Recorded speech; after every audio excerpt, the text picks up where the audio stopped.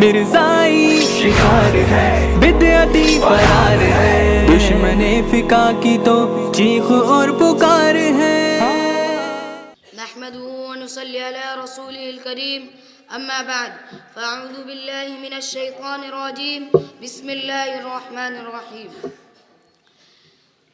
ما كان محمد أبا أحد من رجالكم ولكن رسول الله وخاتم النبيين وقال النبي صلى الله عليه وسلم إنه سيكون في أمتي كذابون ثلاثون كلهم يزعم أنه نبي وأنا خاتم النبيين لا نبي بعدي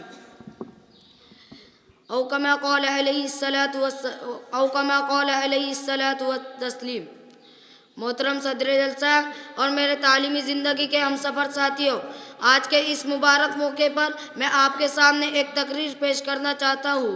میری تقریر کا عنوان ہے ختم نبوت۔ حرف آنے نہ دیں گے آداب نبوت پر، حرف آنے نہ دیں گے آداب نبوت پر، پڑ جائے ضرورت تو ہم سر بھی کٹا دیں گے۔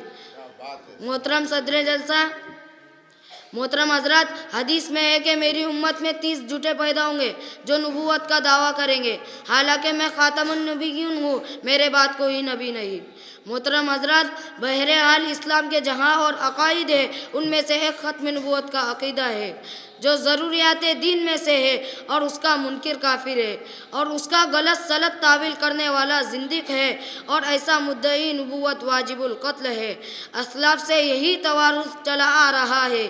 زمانہ رسالت میں اسود عنسی نے نبوت کا دعویٰ کیا تو ایک صحابی نے اس کا سر قلم کر دیا۔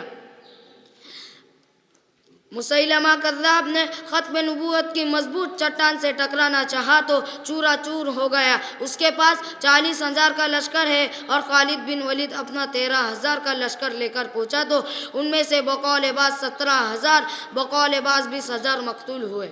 پھر آخر زمانہ حیات نبوی میں طلیحہ اسدی مدعی نبوت بن بیٹھا۔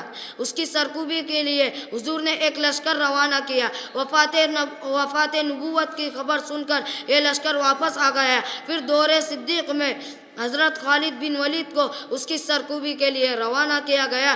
نتیجہ یہ ہوا کہ طلیحہ کے کچھ ساتھی قتل ہو گئے، کچھ ساتھی بھاگ گئے، اور کچھ مسلمان ہو گئے اور کچھ گرفتار ہو گئے۔ طلیحہ اپنی بیوی کو لے کر ملک شام کے طرف بھاگ گیا۔ رفتہ رفتہ تمام قبائل مسلمان ہو گئے اور خود اس کا قبیلہ بھی مسلمان ہو گیا، تو خود طلیحہ بھی مسلمان ہو کر خلافت فاروقی میں ان کی خدمت میں حاضر ہوا اور ان کے ہاتھ پر بیعت ہوا۔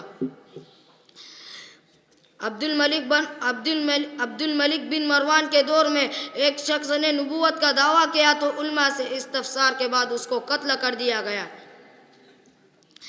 اسی طرح بادشاہ ہارون رشید کے دور میں ایک شخص کو یہی جنون سوار ہوا تو حسب دستور اس کو بھی قتل کر دیا گیا۔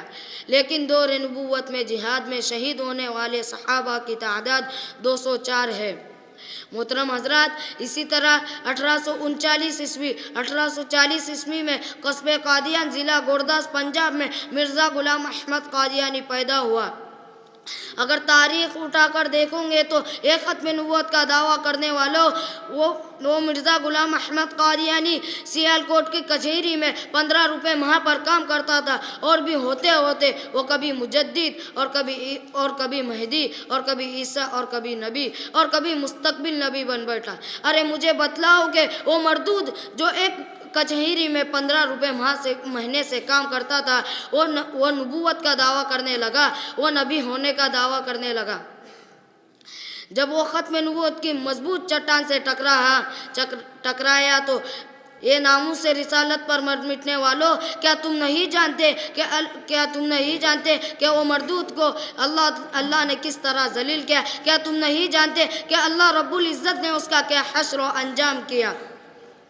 لیکن وہ جس طرح قتل کیا گیا، آج وہ لوگوں کے لیے وعید بن گیا کہ اگر تم ختم نبوت کا جھوٹا دعویٰ کرو گے تو اللہ تمہیں بھی ذلیل کر دے گا۔ محترم حاضرین، ایک ختم نبوت کا دعویٰ کرنے والے شراب، خنزیر اور سانپ سے زیادہ خطرناک ہے۔ جب تک ہمارے ماحول سے ان کا صفایا نہ کیا جائے تب تک یہ جھوٹے مدعی دعویٰ کرتے رہیں گے۔ تو ہمیں چاہیے کہ ہمارے اطراف میں کوئی ختم نبوت کا دعویٰ کرے تو ہم اس کے سامنے مضبوط چٹان بن کر کھڑے رہے۔ آخر میں ایک شعر پر اپنی تقریر ختم کرتا ہوں۔ جو ختم نبوت کا طرفدار نہیں، لا ریب وہ جنت کا حقدار نہیں۔ خاموش رہے جو سن کر اسلام کی توہین، خاموش رہے جو سن کر اسلام کی توہین۔ بے شرم ہے، بزدل ہے، وہ خوددار نہیں۔ وآخر دعوانا ان الحمدللہ رب العالمین۔ مفتی عربین ڈریس، اسلامک فیشن، عربی دقلات، مکتب کے بچوں کے لیے ایک نایاب تحفہ۔ رمضان، عید اور دیگر تقریبات کے لیے عمدہ کوالٹی کے دلکش خوبصورت عربی ڈریسز انڈیا میں کہیں بھی حاصل کرنے کے لیے ابھی کال کریں۔ مفتی عربین ڈریس، ابراہیم پورہ، بھوپال، انڈیا۔ اس ویڈیو کے لیے تعاون کیا ہے الخدم tours and travels India. Sunshine herbal مایوس شادی شدہ مردوں کے لیے اثردار دوا، ابھی کال کریں۔ تکمیلی تیل بینا مالیگاؤں، جی ایس ہربل یونانی اکولا، چوکو اسٹار اورنگ آباد۔ مزید تفصیلات کے لیے ابھی کال کریں۔